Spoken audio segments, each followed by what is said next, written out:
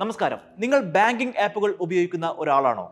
എങ്കിൽ 2026 ഏപ്രിൽ 1 മുതൽ ബാങ്കിംഗ് ആപ്പിന്റെ ഉപയോഗത്തിൽ ഒരുപാട് വലിയ മാറ്റങ്ങൾ വരാൻ പോവുകയാണ്. നിങ്ങൾ തീർച്ചയായും അറിഞ്ഞിരിക്കേണ്ടത്. നിങ്ങൾ റെഗുലറായിട്ട് ചെയ്യുന്ന മണി ട്രാൻസ്ഫർ, ലോഗിൻ, സ്ക്രീൻഷോട്ട് ഇവയെല്ലാം ഇനി തൊട്ട് വ്യത്യസ്തമായി വർക്ക് ചെയ്യാൻ പോവുകയാണ്. ഇന്ത്യയിലെ ഡിജിറ്റൽ ബാങ്കിംഗ് കൂടുതൽ സേഫും സെക്യൂറും ആക്കാൻ വേണ്ടിയിട്ട്, ഡിജിറ്റൽ ബാങ്കിൽ കൂടുതൽ സംരക്ഷണം കൊടുക്കാൻ വേണ്ടിയിട്ട് റിസർവ് ബാങ്ക് ഓഫ് ഇന്ത്യയാണ് ബാങ്കിംഗ് ആപ്പുകളുടെ ഉപയോഗത്തിൽ ഈ ഒരു പുതിയ മാറ്റം കൊണ്ടുവരാൻ പോകുന്നത്. എന്തൊക്കെയാണ് ഈ മാറ്റങ്ങൾ? എന്തിനൊക്കെ വേണ്ടിയാണ് ഈ മാറ്റങ്ങൾ കൊണ്ടുവരാൻ പോകുന്നത്? സാധാരണക്കാരൻ ബാങ്കിംഗ് ആപ്പ് ഉപയോഗിക്കുന്ന സമയത്ത് ഇനി എന്തൊക്കെ മാറ്റങ്ങൾ വരാൻ പോകുന്നത്, എന്തൊക്കെ കാര്യങ്ങളാണ് ശ്രദ്ധിക്കേണ്ടത് എന്നാണ് ഈ വീഡിയോയിൽ നമ്മൾ ഡിസ്കസ് ചെയ്യാൻ പോകുന്നത്. വീഡിയോ സ്കിപ്പ് ചെയ്യാതെ മുഴുവനായിട്ട് കാണാൻ നിങ്ങൾ ശ്രദ്ധിക്കുക. എങ്കിൽ മാത്രമേ എല്ലാ വിവരങ്ങളും വളരെ കൃത്യമായിട്ട് നിങ്ങൾക്ക് മനസ്സിലാക്കാൻ സാധിക്കുകയുള്ളൂ. ബോസോല മലയാളത്തിന്റെ ഏറ്റവും പുതിയ വീഡിയോയിലേക്ക് ഇവർക്ക് സ്വാഗതം. ഞാൻ അവിനാശ്. നമ്മുടെ ഡെയിലി ബാങ്കിങ്ങിനെ എങ്ങനെയാണ് ഈ 2026 ഏപ്രിൽ 1 തൊട്ടുള്ള ആപ്പുകളുടെ ഉപയോഗത്തിലുള്ള മാറ്റം ബാധിക്കാൻ പോകുന്നത് എന്നാണ് ഈ വീഡിയോയിൽ നമ്മൾ ഡിസ്കസ് ചെയ്യാൻ പോകുന്നത്. ഈ ഒരു സാഹചര്യത്തിൽ തന്നെ എന്തുകൊണ്ടാണ് ഈ ഒരു മാറ്റം വരുന്നത്? കാരണം ബാങ്കിങ് ആപ്പ് നമ്മളെല്ലാവരും സ്ഥിരമായിട്ട് യൂസ് ചെയ്യുന്നതാണ് അല്ലേ. നമ്മൾ മണി ട്രാൻസ്ഫർ ചെയ്യാൻ വേണ്ടിയിട്ടാണെങ്കിലും, നമ്മൾ ഒരു അക്കൗണ്ടിൽ നിന്നും മറ്റൊരു അക്കൗണ്ടിലേക്ക് പണം ട്രാൻസ്ഫർ ചെയ്യാൻ ഒരുപാട് ബാങ്കുകളുണ്ട്. അവരുടെ എല്ലാ ആപ്പുകൾ നമ്മുടെ ഫോണിലുണ്ടാകും. നമുക്ക് ഏതൊക്കെ ബാങ്കിൽ അക്കൗണ്ട് ഉണ്ടോ ആ ബാങ്കിൻ്റെ എല്ലാം നെറ്റ് ബാങ്കിങ് നമ്മൾ എനേബിൾ ചെയ്തിട്ടുണ്ടാവും. മോസ്റ്റ്ലി ആൾക്കാർ ചെയ്തിട്ടുണ്ടാവും. ആൾക്കാർ നെറ്റ് ബാങ്കിങ് ഉപയോഗിച്ച് ട്രാൻസാക്ഷൻ ചെയ്തിട്ടുണ്ടാവും. പക്ഷേ ഏത് സാഹചര്യത്തിലാണ് റിസർവ് ബാങ്ക് ഓഫ് ഇന്ത്യ ഈ ഒരു പുതിയ മാറ്റം കൊണ്ടുവരാൻ പോകുന്നത്? അത് നമുക്ക് ആദ്യം ഒന്ന് പരിശോധിച്ച് നോക്കാം. 2025 റിസർവ് ബാങ്ക് ഓഫ് ഇന്ത്യയുടെ ആനുവൽ റിപ്പോർട്ട് പ്രകാരവും അതുപോലെ തന്നെ മിന്റ് പബ്ലിഷ് ചെയ്ത ചില ആർട്ടിക്കിൾ പ്രകാരവും പറയുന്നത് എന്താണെന്ന് വെച്ചാൽ, ഡിജിറ്റൽ ഫിനാൻഷ്യൽ ഫ്രോഡുകൾ ധാരാളമായി കൂടി വരുന്നു എന്നുള്ളതാണ്. അതിന് കൃത്യമായിട്ടുള്ള ഒരു കണക്ക് പരിശോധിക്കുകയാണെങ്കിൽ 2022-2023 വർഷത്തിൽ ഏകദേശം 13,000-ഓളം ഡിജിറ്റൽ ബാങ്കിംഗ് തട്ടിപ്പ് കേസുകൾ ഇന്ത്യയിൽ രജിസ്റ്റർ ചെയ്തിട്ടുണ്ട്. ഈ തട്ടിപ്പുകളിലൂടെ ഏകദേശം 19,000 കോടിയോളം രൂപയാണ് ഇന്ത്യയിലെ ആളുകൾക്ക് നഷ്ടപ്പെട്ടത്. എന്നാൽ 2023-24 വർഷമാകുമ്പോഴേക്കും ഈ ഒരു 13,000 എന്നുള്ള നമ്പർ 36,000 മാറി എന്നുള്ളതാണ്. 36,000-ലധികം കേസുകൾ.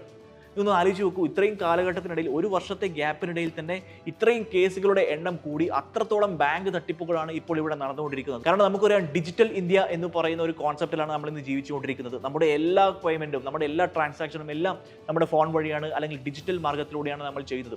ഈ ഒരു സാഹചര്യത്തിൽ നമ്മൾ തട്ടിപ്പുകാർ ചുമ്മാ ഇരിക്കില്ല അല്ലേ. കാരണം അവർക്ക് നല്ലൊരു ഓപ്ഷനാണ്. അവർക്ക് കൃത്യമായിട്ട് തട്ടിപ്പ് കളിക്കാൻ അറിയുന്ന ആളുകൾ സ്വാഭാവികമായിട്ടും ഇതെല്ലാം മോണിറ്റർ ചെയ്തുകൊണ്ട്, നമ്മുടെ ട്രാൻസാക്ഷൻ കാര്യങ്ങളെല്ലാം അവർ ചെയ്തുകൊണ്ട് നമ്മുടെ പണമെല്ലാം എടുക്കാനുള്ള ഒരു ഓപ്ഷൻ അവരുടെ കയ്യിൽ ഉണ്ടായേക്കാം. അതുകൊണ്ടായിരിക്കണം മേ ബി ഇത്രയും തട്ടിപ്പുകൾ ഡിജിറ്റൽ രംഗത്ത് സംഭവിച്ചത്, അല്ലെങ്കിൽ ബാങ്കിങ് രംഗത്ത് സംഭവിച്ചത്. ഈ ഒരു ഡിജിറ്റൽ തട്ടിപ്പ് ഒഴിവാക്കുക, അല്ലെങ്കിൽ ഈ ഒരു പണം തട്ടുന്ന ആളുകളെ പ്രിവെന്റ് ചെയ്യുന്നതിനായിട്ട്, അല്ലെങ്കിൽ ജനങ്ങളെ അവരിൽ നിന്നും സംരക്ഷിക്കുന്നതിനായിട്ടാണ് പുതിയ സ്കീം ഗവൺമെന്റ് ഇംപ്ലിമെന്റ് ചെയ്യാൻ വേണ്ടി പോകുന്നത്. 2024-2025 ആകുമ്പോഴേക്കും ഈ ഒരു തട്ടിപ്പ് കേസിൽ കുറച്ച് കുറവ് വന്നിട്ടുണ്ടെങ്കിലും മൊത്തത്തിൽ നഷ്ടപ്പെട്ട പണത്തിന് കണക്ക് നോക്കുകയാണെങ്കിൽ 194% അത് വർദ്ധിച്ചു. അതായത് ഏകദേശം 36,000 കോടി രൂപ. അത് ചെറിയൊരു തുകയല്ല എന്ന് ഞാൻ പറയാതെ തന്നെ നിങ്ങൾക്ക് തന്നെ അറിയാം. സോ RBI തീരുമാനിച്ചിരിക്കുന്നു, റിസർവ് ബാങ്ക് ഓഫ് ഇന്ത്യ തീരുമാനിച്ചിരിക്കുന്നു, പറ്റിയത് പറ്റി. ഇനി അങ്ങോട്ട് ഇത് പറ്റാതെ സൂക്ഷിക്കേണ്ടത് വളരെ അത്യാവശ്യമായ ഒരു കാര്യമാണ്. കാരണം ഇനി അങ്ങോട്ട് ഇത്തരത്തിൽ 36,000 കോടി അല്ലെങ്കിൽ അത് കൂടി വരുന്ന ഒരു സാഹചര്യം ഉണ്ടാവുകയാണെങ്കിൽ അത് ഇന്ത്യയുടെ സാമ്പത്തിക സന്തുലിതാവസ്ഥ തന്നെ അവതാളത്തിലാക്കുന്ന ഒന്നായിരിക്കും എന്നുള്ള കാര്യത്തിൽ യാതൊരു സംശയവുമില്ല. വരാൻ പോകുന്ന പ്രധാനപ്പെട്ട മാറ്റങ്ങളിൽ ഏറ്റവും പ്രധാനപ്പെട്ട ഒന്ന്, അതായത് 2026 ഏപ്രിൽ 1 തൊട്ട് വരാൻ പോകുന്ന പ്രധാന മാറ്റങ്ങളിൽ ഏറ്റവും പ്രധാനപ്പെട്ട ഒന്ന് 2 ഫാക്ടർ ഒതന്റിക്കേഷൻ ആണ്. എന്താണ് 2 ഫാക്ടർ ഒതന്റിക്കേഷൻ? നിങ്ങളൊരു ബാങ്ക് ട്രാൻസാക്ഷൻ നടത്തുന്ന സമയത്ത്, അത് നിങ്ങൾ ബാങ്കിന്റെ ആപ്പ് ഉപയോഗിച്ചാവട്ടെ, അതല്ലെങ്കിൽ UPI ആപ്പ് ഉപയോഗിച്ചാവട്ടെ, ഗൂഗിൾ പേ, ഫോൺ പേ, പേടിഎം അങ്ങനെയുള്ള ഏത് UPI ആപ്പ് ഉപയോഗിച്ചാവട്ടെ, 2 ഫാക്ടർ ഒതന്റിക്കേഷൻ ഉണ്ടെങ്കിൽ മാത്രമേ നിങ്ങൾക്ക് ഇനി പേയ്മെന്റ് നടത്താൻ സാധ്യമാവുകയുള്ളൂ. അതായത് നമ്മൾ സാധാരണ പേയ്മെന്റ് നടത്തുന്നത് എങ്ങനെയാണ്? നമ്മൾ UPIയിൽ ഒരു പിൻ അടിക്കും അല്ലേ. നമ്മൾ UPI ഓൺ ചെയ്തതിനു ശേഷം, നമ്മൾ ഗൂഗിൾ പേ ആണെങ്കിലും ഫോൺ പേ ആണെങ്കിലും അത് ആപ്പ് ഓപ്പൺ ചെയ്തതിനു ശേഷം നമ്മൾ സ്കാനറിൽ സ്കാൻ ചെയ്ത് അവിടെ നമ്മൾ അയക്കേണ്ട പൈസ ആദ്യം അവിടെ ടൈപ്പ് ചെയ്യുന്നു. അതിനുശേഷം പിൻ കോഡ് അടിക്കുന്നു അല്ലേ. അങ്ങനെ പിൻ കോഡ് അടിച്ച് പോയി കഴിഞ്ഞാൽ നമ്മുടെ പണം അക്കൗണ്ടിലേക്ക് പോയി കഴിഞ്ഞു. അതായത് ആർക്കാണ് കൊടുക്കുന്നത് അവരുടെ അക്കൗണ്ടിലേക്ക് പോയി കഴിഞ്ഞു. ഇനി ഈ ഒരു പിൻ അടിക്കുക എന്നൊരു പറയുന്ന ഒരു പ്രോസസ്സ് മാത്രമല്ല, അതിനുശേഷം ചില കാര്യങ്ങൾ കൂടി ചെയ്യേണ്ടതായിട്ടുണ്ട്. ഇനി ഇവയിൽ പറയാൻ പോകുന്ന ഏതെങ്കിലും ഒന്നായിരിക്കും അതിൽ വരാൻ പോകുന്നത്. അത് ചിലപ്പോൾ ഇൻ ആപ്പ് OTP ആകാം. അതായത് ആപ്പിനകത്ത് നിങ്ങൾക്കൊരു OTP വരും. അത് മെസ്സേജ് ആയിട്ടുള്ള ആപ്പിനകത്ത് ഒരു OTP വരും. ആ OTP ചിലപ്പോൾ കൊടുക്കേണ്ടതായിട്ടുണ്ടാകും. കൂടാതെ ഫിംഗർ പ്രിന്റോ ഫേസ് ഐഡിയോ നമ്മൾക്ക് കൊടുക്കേണ്ടതായിട്ടുണ്ടാകും. ഇത് നിങ്ങൾ നിങ്ങളുടെ തന്നെ ഫോണാണോ യൂസ് ചെയ്യുന്നത് എന്ന് ചെക്ക് ചെയ്യുന്നതിന് വേണ്ടിയിട്ടാണ്. നമുക്കറിയാം, നമ്മുടെ ഫോൺ നഷ്ടപ്പെട്ടു പോവുകയാണെങ്കിൽ നമ്മുടെ ആദ്യത്തെ ടെൻഷൻ എന്ന് പറയുന്നത് നമ്മുടെ UPI ആപ്പുകളെല്ലാം സേഫ് ആയിരിക്കുമോ, നമ്മുടെ അതിനകത്ത് നിന്ന് പണം പോകാനുള്ള സാധ്യതയുണ്ടോ, അങ്ങനെയുള്ള കാര്യങ്ങളൊക്കെയാണ് അല്ലേ. അത്തരത്തിൽ ഇനി ടെൻഷൻ അടിക്കേണ്ട കാര്യമില്ല. കാരണം നമ്മൾ നമ്മുടെ ഫോൺ തന്നെയാണോ ഉപയോഗിച്ച് പേയ്മെന്റ് നടത്തുന്നത് എന്ന് വെരിഫൈ ചെയ്യുന്നതിനായിട്ടുള്ള ചില മാറ്റങ്ങളും വരാൻ പോവുകയാണ്. ചുരുക്കി പറയുകയാണെങ്കിൽ, നിങ്ങളുടെ ഫോൺ മറ്റൊരാളുടെ കയ്യിൽ എത്തിപ്പെട്ടാൽ നിങ്ങളുടെ പാസ്വേഡ് ഏതെങ്കിലും തരത്തിൽ അവർക്ക് കിട്ടുകയാണെങ്കിൽ ആ പാസ്വേഡ് മാത്രം അടിച്ചാൽ മതിയാകില്ല അയാൾക്ക് പണം അയക്കാൻ. അതിനകത്ത് ബയോമെട്രിക് ആപ്പ് അപ്രൂവലും ആവശ്യമാണ്. ഈ ഒരു പുതിയ നിയമം വരുന്നതോടുകൂടി ഈ ഒരു ബയോമെട്രിക് ആപ്പ് അപ്രൂവൽ ഉണ്ടെങ്കിൽ മാത്രമേ ഈ ഒരു പണം നമുക്ക് അടക്കാൻ സാധ്യമാവുകയുള്ളൂ. അടുത്ത ഒരു പ്രധാനപ്പെട്ട മാറ്റം എന്ന് പറയുന്നത് നിങ്ങൾക്ക് നിങ്ങളുടെ ബാങ്കിങ് അവേഴ്സ് ഇനി തൊട്ട് ലോക്ക് ചെയ്യാൻ പറ്റും എന്നുള്ളതാണ്. ഉദാഹരണത്തിന് നിങ്ങൾക്ക് രാത്രി 11 മണി തൊട്ട് രാവിലെ 6 മണി വരെ നിങ്ങളുടെ ബാങ്കിങ് ആപ്പ് ലോക്ക് ചെയ്തു വെക്കാനുള്ള ഫെസിലിറ്റി ഇനി തൊട്ടുണ്ടാകും. ഏതെങ്കിലും ഒരാൾ ഫ്രോഡ്സ്റ്റർ ചെയ്യുന്ന ഒരാൾ രാത്രി 2 മണിക്ക് നിങ്ങളുടെ അക്കൗണ്ടിൽ നിന്നും 20,000 രൂപ ട്രാൻസാക്ഷൻ നടത്തണം എന്ന് വിചാരിച്ചാൽ അയാൾക്ക് അത് പറ്റില്ല. ICICI പേ പോലുള്ള ആപ്പുകളിൽ ഓൾറെഡി ഈ ഒരു ഫെസിലിറ്റി അവൈലബിൾ ആണ്. ഉടനെ തന്നെ എല്ലാ ബാങ്ക് ആപ്പുകളിലും ഈ ഒരു ഫെസിലിറ്റി വരാൻ പോവുകയാണ്. ഏപ്രിൽ 1, 2026 തൊട്ട് വരാൻ പോകുന്ന മറ്റൊരു പ്രധാനപ്പെട്ട മാറ്റം എന്ന് പറയുന്നത് ബാങ്കിങ് ആപ്പുകളിൽ ഇനി തൊട്ട് സ്ക്രീൻഷോട്ടോ സ്ക്രീൻ റെക്കോർഡോ എടുക്കാൻ പറ്റില്ല എന്നതാണ്. നിങ്ങൾ ഒരുപക്ഷെ ശ്രദ്ധിച്ചിട്ടുണ്ടാവും, ചില ആപ്പുകളിൽ ഓൾറെഡി ഈ ഒരു ഫെസിലിറ്റി വന്നു കഴിഞ്ഞു. അതായത് സ്ക്രീൻഷോട്ടോ സ്ക്രീൻ റെക്കോർഡോ നമുക്ക് എടുക്കാൻ പറ്റാത്ത ഒരു അവസ്ഥ ഓൾറെഡി ചില ആപ്പുകളിൽ വന്നു കഴിഞ്ഞു. ഈ ഒരു കാര്യം പ്രധാനമായും വരാനുള്ള ഒരു കാരണം എന്താണെന്ന് വെച്ചാൽ പല ആളുകളും, അതായത് തട്ടിപ്പ് ചെയ്യുന്ന ആളുകൾ പ്രധാനമായിട്ടും ക്രൂഷ്യൽ ആയിട്ടുള്ള ഇൻഫർമേഷൻ സ്ക്രീൻഷോട്ട് എടുത്തുകൊണ്ട് അത് തട്ടിപ്പിനായിട്ട് ഉപയോഗിക്കുന്നത് ശ്രദ്ധയിൽപ്പെട്ടിട്ടുണ്ട്. അത് പ്രിവെന്റ് ചെയ്യുന്നതിന് വേണ്ടിയിട്ടാണ് ഇത്. ഉദാഹരണത്തിന് നിങ്ങളുടെ അക്കൗണ്ട് നമ്പർ, OTP അല്ലെങ്കിൽ പാസ്വേഡ് പോലുള്ള കാര്യങ്ങളൊക്കെ സ്ക്രീൻ റെക്കോർഡ് ചെയ്ത് അല്ലെങ്കിൽ സ്ക്രീൻഷോട്ട് ചെയ്ത് ആളുകൾ തട്ടിപ്പിനായിട്ട് ഉപയോഗിക്കുന്നു എന്നുള്ള കാര്യം വ്യാപകമായത് കൊണ്ട് തന്നെയാണ് ഈ ഒരു സംഭവം, അതായത് ഈ ഒരു സ്ക്രീൻ റെക്കോർഡ് സ്ക്രീൻഷോട്ട് എന്ന് പറയുന്ന ഒരു സംഭവം ഡിസേബിൾ ചെയ്യാൻ പോകുന്നത്. അതുമാത്രമല്ല, നിങ്ങളുടെ ഫോണിൽ ഏതെങ്കിലും തരത്തിലുള്ള മാൾവെയർ ഉണ്ടെങ്കിൽ, അത്തരത്തിലുള്ള ഒരു സാഹചര്യം വരികയാണെങ്കിൽ നിങ്ങളുടെ ഫോണിൽ സ്ക്രീൻ ഷെയറിംഗ് ചെയ്യുന്നത് ബാങ്ക് ആപ്സ് ഡിസേബിൾ ചെയ്യും അല്ലെങ്കിൽ പ്രിവെന്റ് ചെയ്യും. അതായത് AnyDesk, TeamViewer എന്ന് പറയുന്ന ആപ്പുകളെല്ലാം, എന്ന് പറയുന്ന സോഫ്റ്റ്വെയർ എല്ലാം ഉപയോഗിച്ച് നമ്മൾ സ്ക്രീൻ ഷെയർ ചെയ്യാറുണ്ട് അല്ലെ. അതായത് നമ്മുടെ സ്ക്രീൻ മറ്റൊരാൾക്ക് ആക്സസ് കൊടുക്കുന്നതിനായിട്ട് നമ്മൾ ഉപയോഗിക്കാറുണ്ട്. പക്ഷേ മാൾവെയർ ഉണ്ടെങ്കിൽ, നിങ്ങളുടെ ഫോണിനകത്ത് മാൾവെയർ ഉണ്ട് എന്ന് കണ്ടുപിടിച്ചു കഴിഞ്ഞാൽ ബാങ്കിങ് ആപ്പ് ഓട്ടോമാറ്റിക് ആയിട്ട് ഈ ഒരു സ്ക്രീൻ ഷെയർ എന്ന് പറയുന്ന ഓപ്ഷൻ ഡിസേബിൾ ചെയ്യുന്നതായിരിക്കും. അതിനുശേഷം ഒരു മെസ്സേജും അവിടെ പ്രത്യക്ഷപ്പെടും. Remove unsafe apps to continue banking എന്ന് പറയുന്ന ഒരു പ്രിക്കോഷ്യസ് മെസ്സേജും ബാങ്കിന്റെ ആപ്പ് നിങ്ങൾക്ക് നൽകുന്നതായിരിക്കും. അതായത് നിങ്ങളല്ലാതെ മറ്റൊരാൾക്കും നിങ്ങളുടെ ഫോൺ റിമോട്ട്ലി കൺട്രോൾ ചെയ്ത് നിങ്ങളുടെ ബാങ്കിങ് ഡീറ്റെയിൽസ് എടുക്കാൻ സാധ്യമല്ല. പുതിയ OTP സിസ്റ്റമാണ് വരാൻ പോകുന്ന മറ്റൊരു പ്രധാനപ്പെട്ട മാറ്റം. സാധാരണയായി നമുക്ക് OTP ലഭിക്കുന്നത് SMS രൂപത്തിലാണ് അല്ലെ. ഇനി തൊട്ട് അതായിരിക്കില്ല OTP വരുന്നത്, ഇൻ ആപ്പ് ആയിട്ടായിരിക്കും ഇനി തൊട്ട് നമുക്ക് OTP ലഭിക്കുന്നത്.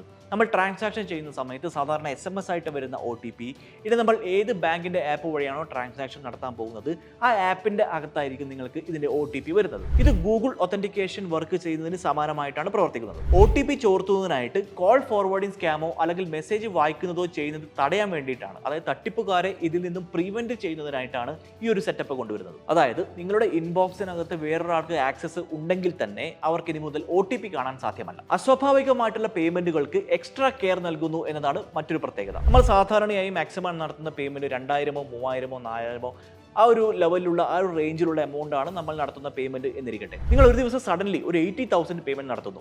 അതൊരു അൺയൂഷ്വൽ പേയ്മെന്റ് ആണ് അല്ലേ. സാധാരണയായി നമ്മൾ ചെയ്യുന്ന എമൗണ്ടിനേക്കാൾ എത്രയോ മടങ്ങ് കൂടുതലാണ് ഈ ഒരു എമൗണ്ട് എന്ന് പറയുന്നത്. ആ ഒരു സാഹചര്യത്തിൽ ബാങ്ക് അതൊന്ന് പ്രിവെന്റ് ചെയ്യും. അതിനുശേഷം നിങ്ങളോട് ചോദിക്കും, are you sure this amount is unusual for your account? നിങ്ങൾ ഈ പേയ്മെന്റ് നടത്തുന്നു എന്നുള്ള കാര്യം നിങ്ങൾക്ക് ഉറപ്പുള്ള കാര്യമാണോ? കാരണം ഈ ഒരു എമൗണ്ട് നിങ്ങളുടെ അക്കൗണ്ടിൽ നിന്നും സാധാരണയായി പോകുന്ന എമൗണ്ട് അല്ല. ഇത് നിങ്ങൾ OTPയോ ഫിംഗർ പ്രിന്റോ വെച്ച് വീണ്ടും കൺഫേം ചെയ്യേണ്ടതായിട്ട് വരും. ഇത് എന്തിനാണെന്ന് വെച്ചാൽ അൺഓതറൈസ്ഡ് ആയിട്ടുള്ള, അതുപോലെ തന്നെ ആക്സിഡന്റലി സംഭവിക്കുന്ന പേയ്മെന്റുകൾ തടയുന്നതിന് വേണ്ടിയിട്ടാണ്. ഇത്രയും പറഞ്ഞതിൽ അടുത്തൊരു പോയിന്റ് ആണ് ഏറ്റവും അഡ്വാൻസ്ഡ് ആയിട്ടുള്ള ഒന്ന് എന്ന് ഞാൻ പറയും. Behaviour biometric. എന്താണ് ബിഹേവിയർ ബയോമെട്രിക്സ്? നിങ്ങളുടെ ബാങ്കിങ് ആപ്പുകൾക്ക് ഇനി തൊട്ട് നിങ്ങളുടെ യുണീക് ബിഹേവിയർ പാറ്റേൺ മനസ്സിലാക്കാൻ വേണ്ടി പറ്റും. അതായത് നിങ്ങൾക്ക് മാത്രമുള്ള ചില ബിഹേവിയർ പാറ്റേൺ ഉണ്ട്. നമ്മൾ ഫോൺ ഉപയോഗിക്കുന്ന സമയത്തും മറ്റും ചില ആളുകൾ ഇടത് കൈ കൊണ്ടായിരിക്കും ഫോൺ ഉപയോഗിക്കുക, ചില ആളുകൾ വലത് കൈ കൊണ്ടായിരിക്കും ഫോൺ ഉപയോഗിക്കുക, ചില ആളുകൾ ഈ വിരൽ കൊണ്ട് ചെയ്യുന്നവരുണ്ടാവും, ചൂണ്ടുവിരൽ കൊണ്ട് ഫോൺ യൂസ് ചെയ്യുന്നവരുണ്ടാവും, ഈ ഒരു തമ്പ് കൊണ്ട് ഫോൺ യൂസ് ചെയ്യുന്നവരുണ്ടാവും, അല്ലെങ്കിൽ വേറെ വിരലുകൾ കൊണ്ട് ചെയ്യുന്നവരുണ്ടാവും. സ്ക്രീനിൽ പ്രസ് ചെയ്യുന്നതിൻ്റെ കനം ചിലപ്പോൾ കൂടുതലായിരിക്കും. ചില ആളുകൾ വളരെ ഹാർഡായിട്ട് സ്ക്രീൻ ഉപയോഗിക്കുന്നവരുണ്ടാവും, ചിലർ സോഫ്റ്റ് ആയിട്ട് ഉപയോഗിക്കുന്നവരുണ്ടാവും. അങ്ങനെയുള്ള ചില യുണീക് ബിഹേവിയർ പാറ്റേൺ എല്ലാവർക്കും ഉണ്ടാകും അല്ലേ. അത്തരത്തിലുള്ള unique behaviour pattern bank app ഇനി തൊട്ട് മോണിറ്റർ ചെയ്യും എന്നുള്ളതാണ്. അത് മനസ്സിലാക്കിക്കൊണ്ടായിരിക്കും അതിനെ പ്രവർത്തിക്കുന്നത്. ഇത് എന്തിനാണെന്ന് വെച്ചാൽ ഫ്രോഡ്സ്റ്റർ ചെയ്യുന്ന ആളുകൾ, തട്ടിപ്പുകാരന്മാർ നിങ്ങളുടെ ഫോൺ സ്ക്രീൻ ഷെയറിംഗ് ഉപയോഗിച്ച് ഏതെങ്കിലും സാഹചര്യത്തിൽ ഉപയോഗിക്കുകയാണെങ്കിൽ ബാങ്ക് ആപ്പിന് മനസ്സിലാക്കും അത് നിങ്ങളല്ല ഉപയോഗിക്കുന്നത് എന്ന്. കാരണം നിങ്ങളുടെ യുണീക് ബിഹേവിയർ പാറ്റേൺ ഈ ആപ്പിന് ഓൾറെഡി മനസ്സിലാക്കി കഴിഞ്ഞു. ഞാൻ നേരത്തെ പറഞ്ഞ കാര്യങ്ങളൊക്കെ ബാങ്ക് ആപ്പ് മനസ്സിലാക്കി കഴിഞ്ഞു. പക്ഷേ നിങ്ങളല്ലാതെ വേറൊരാളാണ് ഇത് ഉപയോഗിക്കുന്നതെങ്കിൽ ബാങ്ക് തീർച്ചയായും അത് മനസ്സിലാക്കും. കാരണം നിങ്ങളല്ല, അതൊരു തട്ടിപ്പ് ആവാൻ സാധ്യതയുണ്ട് എന്നുള്ള കാര്യം ബാങ്ക് മനസ്സിലാക്കും. അതിന് കണക്കായിട്ട് ആ ഒരു പേയ്മെന്റ്, ആ ഒരു ട്രാൻസാക്ഷൻ ബാങ്ക് ഇമ്മീഡിയറ്റ്ലി ആ ഒരു പേയ്മെന്റ് ബ്ലോക്ക് ചെയ്യുകയും അല്ലെങ്കിൽ നിങ്ങളോട് എക്സ്ട്രാ വെരിഫിക്കേഷൻ ചോദിക്കുകയും ചെയ്യും. ഇൻ ബിറ്റ്വീൻ എനിക്ക് നിങ്ങളോട് പറയാനുള്ള ഒരു കാര്യം എന്ന് പറയുന്നത്, മുമ്പൊക്കെ സോഷ്യൽ മീഡിയ വഴി പണം ഉണ്ടാക്കുന്നത് എന്ന് പറയുന്നത് അത്ര എളുപ്പമുള്ള ഒരു കാര്യമായിരുന്നില്ല. നിങ്ങൾക്ക് ബ്രാൻഡുകളെ അന്വേഷിച്ച് പോകണം, അവർക്ക് മെസ്സേജ് അയക്കണം, അവർ മെസ്സേജ് കണ്ടോ അതിന് റിപ്ലൈ വരുമോ എന്നൊക്കെ ആലോചിച്ചിരിക്കേണ്ട അവസ്ഥയുണ്ടായിരുന്നു. ഇപ്പൊ സത്യം പറയാലോ, എനിക്ക് കോണ്ടന്റ് ക്രിയേറ്റേഴ്സിനെ ആലോചിച്ച് നല്ല അസൂയുണ്ട്. ഇപ്പോൾ ബോസ് വാല ക്രിയേറ്റേഴ്സ് ട്രൈബ് ഉണ്ട്. അവർക്ക് കൃത്യമായിട്ട് ഇതെല്ലാം കിട്ടുന്നുമുണ്ട്. നിങ്ങൾക്ക് ലക്ഷക്കണക്കിന് ഫോളോവേഴ്സ് ആവശ്യമില്ല, ബ്ലൂടിക്ക് വേണമെന്നില്ല, വെറും 500 ഫോളോവേഴ്സ് ഉണ്ടായാൽ മതിയാവും. ബ്രാൻഡ് നിങ്ങളിലേക്ക് എത്തുന്ന രീതിയിലുള്ള ഒരു സിസ്റ്റം ബോസ്വാല ക്രിയേറ്റർ ട്രൈബ് ക്രിയേറ്റ് ചെയ്തിട്ടുണ്ട്. നിങ്ങൾ ജസ്റ്റ് ഒതന്റിക് ആയിട്ടുള്ള ഒരു UGC വീഡിയോ ക്രിയേറ്റ് ചെയ്യുന്നു, അതല്ലെങ്കിൽ ഒരു ബ്രാൻഡ് വീഡിയോ ക്രിയേറ്റ് ചെയ്യുന്നു, അതിന്റെ ഫീഡ്ബാക്ക് ലഭിക്കുന്നു. അതെങ്ങനെയാണ് എന്ന് നിങ്ങൾ കൃത്യമായിട്ട് പഠിക്കുന്നു, ഇംപ്രൂവ് ചെയ്യുന്നു. നിങ്ങളുടെ സ്വന്തം ഒരു ക്രിയേറ്റീവ് ഏജൻസി ഉള്ളതുപോലെയാണ്. പക്ഷേ ഇവിടെ ബോസ് നിങ്ങളായിരിക്കില്ല. ഇതിന്റെ ബെസ്റ്റ് പാർട്ട് എന്താണെന്ന് അറിയാമോ? നിങ്ങൾ ഒറ്റയ്ക്കായിരിക്കില്ല ഇത് ചെയ്യുന്നത്. നിങ്ങളെ വളരാൻ സഹായിക്കുന്ന ഒരു കമ്മ്യൂണിറ്റി ഇവിടെ ഉണ്ട്. അതെ, ഞാൻ തുടങ്ങുകയാണെങ്കിൽ ഞാൻ തീർച്ചയായും ഈ കമ്മ്യൂണിറ്റിയിൽ ജോയിൻ ചെയ്ത് എന്നെ തന്നെ ഇംപ്രൂവ് ചെയ്യും. വലിയ വലിയ ട്രാൻസാക്ഷനുകൾക്ക് ഇനി തൊട്ട് ആധാർ ഫേസ് ഒതന്റിക്കേഷൻ വേണ്ടി വരും എന്നുള്ളതാണ് അടുത്തൊരു പ്രധാനപ്പെട്ട മാറ്റം. ഞാൻ ഒന്നുകൂടെ വിശദമായിട്ട് പറയാം. അതായത് നമ്മളിപ്പോൾ വലിയ ട്രാൻസാക്ഷൻ, അതായത് ഒരു 10 ലക്ഷം, 15 ലക്ഷം, 20 ലക്ഷം എന്ന് പോലെയുള്ള ഉദാഹരണത്തിന് ഒരു പ്രോപ്പർട്ടി വാങ്ങുന്നു, അതിന് അഡ്വാൻസ് കൊടുക്കുന്നതിനായിട്ട് നമ്മൾ ഓൺലൈൻ വഴി ഇത്ര പണം അയക്കുന്നു. അങ്ങനെയുള്ള ട്രാൻസാക്ഷൻ നടക്കുന്ന സമയത്ത് ഇനി തൊട്ട് ആധാർ ഫേസ് ഒതന്റിഫിക്കേഷൻ നടക്കേണ്ടതായിട്ടുണ്ട്. അതായത് നിങ്ങൾ ഈ പേയ്മെന്റ് നടത്താൻ പോകുന്ന സമയത്ത് ഫോണിന്റെ ക്യാമറ ഓട്ടോമാറ്റിക്കലി ഓപ്പൺ ആവുകയും ആ ക്യാമറ വെച്ച് നിങ്ങളുടെ ഫേസ് സ്കാൻ ചെയ്യുകയും ആ സ്കാൻ ചെയ്ത് ഇത് നിങ്ങളാണ് എന്ന് ആപ്പിന് മനസ്സിലാക്കി കഴിഞ്ഞാൽ മാത്രമേ ഈ പേയ്മെന്റ് നിങ്ങൾ ഏത് അക്കൗണ്ടിലേക്കാണ് അയക്കുന്നത് ആ അക്കൗണ്ടിലേക്ക് പോവുകയുള്ളൂ.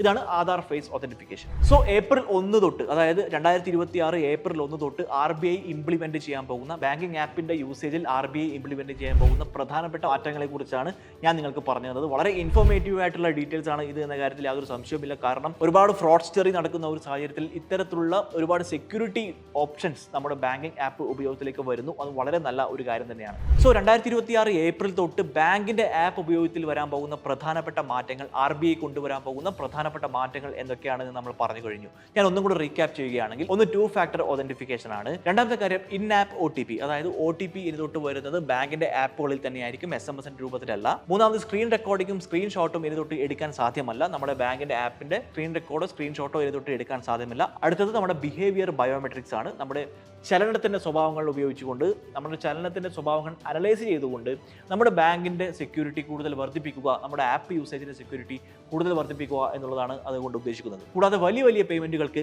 ആധാർ വെരിഫിക്കേഷൻ ചെയ്തുകൊണ്ട് ആ പേയ്മെന്റ് കൂടുതൽ സെക്യൂർ ആക്കുക. ഇത്തരത്തിലുള്ള കാര്യങ്ങളാണ് ഇനി തൊട്ട് വരാൻ പോകുന്നത്. അടുത്ത വർഷം തൊട്ട് ഏപ്രിൽ 1 തൊട്ട് ഇംപ്ലിമെന്റ് ചെയ്യാൻ പോകുന്നത്. നമ്മുടെ പേയ്മെന്റ് അല്ലെങ്കിൽ നമ്മുടെ ബാങ്ക് ട്രാൻസാക്ഷൻ കൂടുതൽ സുരക്ഷിതമാക്കുക, തട്ടിപ്പുകാരിൽ നിന്നും നമ്മളെ സംരക്ഷിക്കുക എന്ന ഉദ്ദേശത്തോടു കൂടിയാണ് റിസർവ് ബാങ്ക് ഓഫ് ഇന്ത്യ ഈ ഒരു പദ്ധതി അല്ലെങ്കിൽ ഈ ഒരു പുതിയ മാറ്റങ്ങൾ കൊണ്ടുവരാൻ പോകുന്നത്. നിങ്ങൾക്ക് ഈ വീഡിയോ ഇഷ്ടപ്പെട്ടെങ്കിൽ തീർച്ചയായും ഈ വീഡിയോ നിങ്ങൾ കൂടുതൽ ആളുകളിലേക്ക് എത്തിക്കുക. ഇതുമായി ബന്ധപ്പെട്ട സംശയങ്ങൾ ഉണ്ടെങ്കിൽ നിങ്ങൾ കമന്റായി രേഖപ്പെടുത്താനും മറക്കരുത്. ബോസ്വാല മലയാളം ചാനൽ ഇതുവരെ സബ്സ്ക്രൈബ് ചെയ്തിട്ടില്ലെങ്കിൽ തീർച്ചയായും സബ്സ്ക്രൈബ് ചെയ്യാനും മറക്കരുത്. അടുത്ത വീഡിയോയുമായി വീണ്ടും കാണാം. Bye. Bosswala, be the boss.